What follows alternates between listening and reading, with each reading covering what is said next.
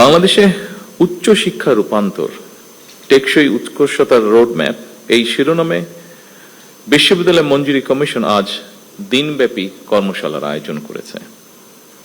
আমি ব্যক্তিগতভাবে বিশ্বাস করি এটি অত্যন্ত সময় উপযোগী একটি অনুষ্ঠান।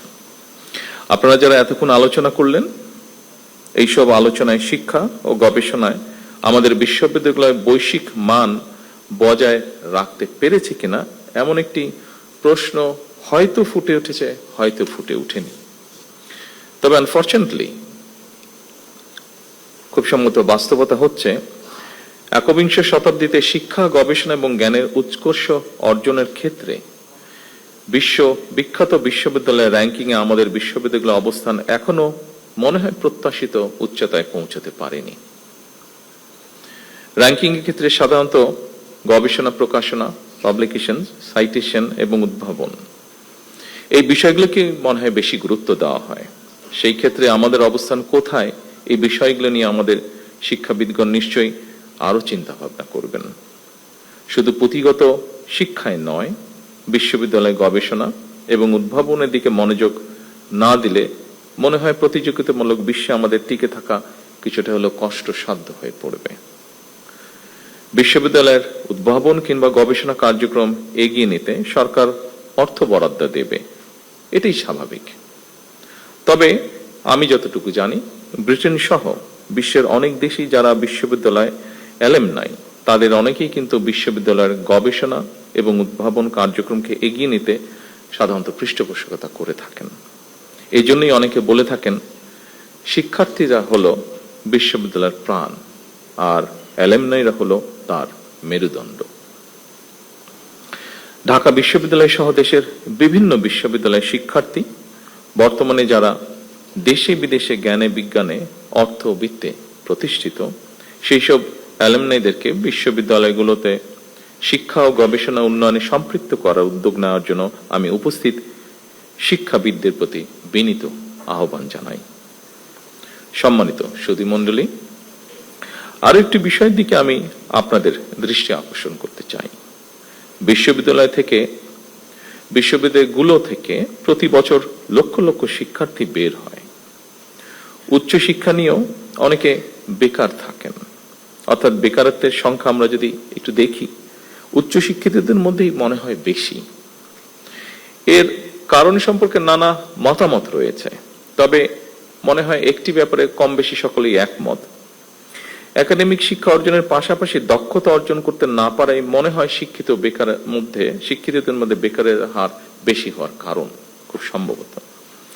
এবং সেজন্যই বর্তমান সরকার মনে করে প্রাথমিক সিলেবাস থেকে শুরু করে উচ্চতর পর্যায় পর্যন্ত আমাদের শিক্ষা কারিকুলামগুলো একটু নতুন ভাবে সাজানো বোধহয় এখন সময়ের দাবি।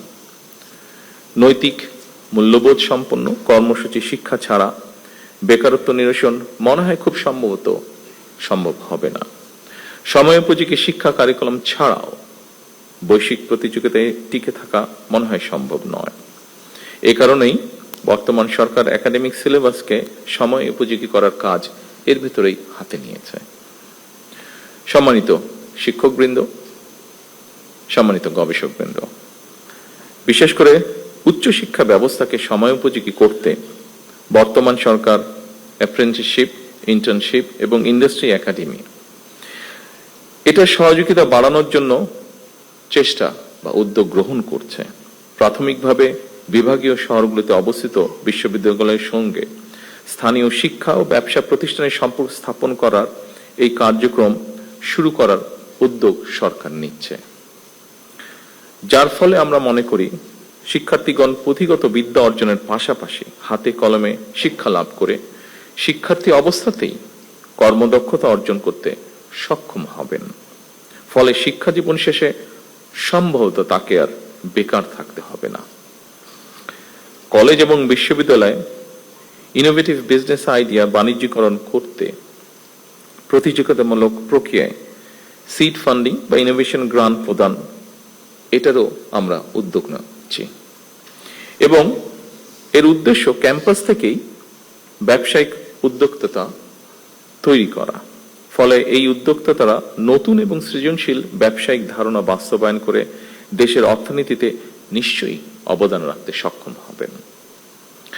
শিক্ষার্থী থাকা অবস্থায় কর্মদক্ষতা অর্জনের ফলে এমনও হতে পারে একজন শিক্ষার্থী চাকরির জন্য অপেক্ষা না করে নিজেই একজন উদ্যোক্তা হিসাবে বরং আরো কয়েকজনের কর্মসংস্থানের ব্যবস্থা করতে সক্ষম হবেন।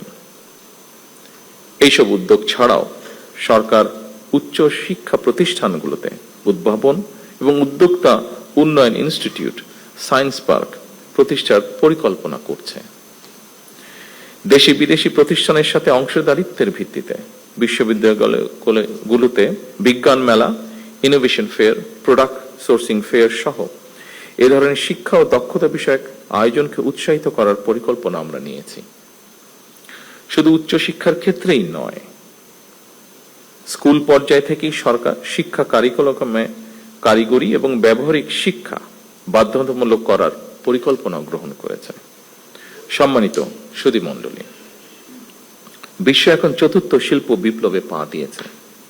চতুর্থ শিল্প বিপ্লবের চলমান এই সময় এআই বা কৃত্রিম বুদ্ধিমত্তা, robotics, automation, genetic engineering, biotechnology, cyber security, quantum computing, big data, material science, nano technology, পঞ্চম প্রজন্মের ওয়্যারলেস প্রযুক্তি, এইসব উন্নততর প্রযুক্তি একদিকে আমাদের চিন্তার জগৎ নিয়ন্ত্রণ করছে, অপরদিকে শাসন করছে মানুষের কর্মক্ষেত্র বা কর্মসংস্থান। এর ফলে নিত্য নতুন প্রযুক্তির ব্যবহার একদিকে প্রথাগত চাকরির বাজারে বেকারত্ব হয়তো বাড়াচ্ছে, অন্যদিকেও আবার তৈরি করছে নিত্য নতুন ভিন্ন ধরনের কর্মসংস্থান। সম্মানিত সুধীমণ্ডলী, চতুর্থ শিল্প বিপ্লব বিশ্ববাসীর সামনে যে বার্তাটি স্পষ্ট করেছে, খুব সম্ভবত সেটি হলো শিক্ষা কেবল স্কুল, কলেজ কিংবা বিশ্ববিদ্যালয় গণ্ডিতেই সীমাবদ্ধ নয়।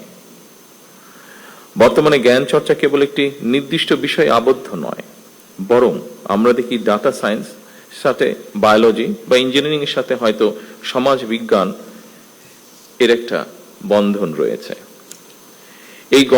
এই সংযোগের ফলেই জ্ঞানের সীমানা প্রতিনিয়ত প্রসারিত এবং গতিশীল হচ্ছে, এবং এই পরিবর্তনের গতি প্রকৃতির সঙ্গেই আমাদের নিবিড় সম্পর্ক থাকা অবশ্যই জরুরি বর্তমান অবস্থায়। সম্মানিত শিক্ষক, গবেষকবৃন্দ, সম্মানিত সকল উপস্থিতিবৃন্দ, আজকের এই কর্মশালার বিষয়ের সঙ্গে খুব সম্ভবত ব্রিটিশ লেখক টম ইয়ন, যিনি বিশেষ করে ডিজিটাল ওয়ার্ল্ডে বিজনেস স্ট্র্যাটেজিস্ট অ্যান্ড অ্যানালাইসিস হিসেবে স্বনামধন্য, তার একটি বিখ্যাত মন্তব্য খুব সম্ভবত প্রাসঙ্গিক বলে আমার কাছে মনে হয়েছে। তিনি বলেছেন, বিশ্বে বহুল ব্যবহৃত ট্যাক্সি কোম্পানি উবারের নিজের কোনো ট্যাক্সি নেই। বিশ্বে অপ্রতিদ্বন্দ্বী সোশ্যাল মিডিয়া ফেসবুক নিজে কোনো কন্টেন্ট তৈরি করে না। বিশ্বের বৃহত্তম অনলাইন বিজনেস প্ল্যাটফর্ম আলিবাবার কোনো স্টক বা মজুদ পণ্য নেই। বিশ্বের সবচেয়ে বড় আবাসন প্রোভাইডার এয়ারবিএনবির নিজেদের কোনো রিয়েল এস্টেট বা অ্যাসেটস নেই। অর্থাৎ ইনোভেটিভ আইডিয়া দিয়ে তারা যার যার ক্ষেত্রে বিশ্ব শাসন করছে। এই প্রতিষ্ঠানগুলোই মূলত একটি স্মার্ট ইন্টারফেস। তারা সেবা দিচ্ছে না, বরং যারা সেবা নিতে চায় এবং যারা সেবা দিতে চায় তাদের এক জায়গায় নিয়ে এসেছে। এটি প্রযুক্তি নির্ভর জ্ঞান। সম্মানিত সকল উপস্থিতিবৃন্দ, আমাদের সামর্থ্য সীমাহীন না হলেও সীমিত সম্পদের কার্যকর ব্যবহারের মাধ্যমে অবশ্যই আমাদের পক্ষে নতুন কিছু করা সম্ভব বলে আমি দৃঢ়ভাবে বিশ্বাস করি। আমাদেরও প্রচুর মেধাবী মানুষ রয়েছেন যারা সুযোগ বা সুবিধা পেলে বিশ্বমানের কিছু করা তাদের পক্ষে অসম্ভব নয়।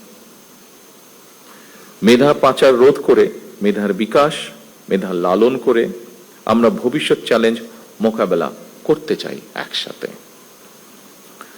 ফ্যাসিবাদ স্বৈরাচারের বিরুদ্ধে আমাদের তারুণ্য বারবার রাজপথে নেমে এসেছে।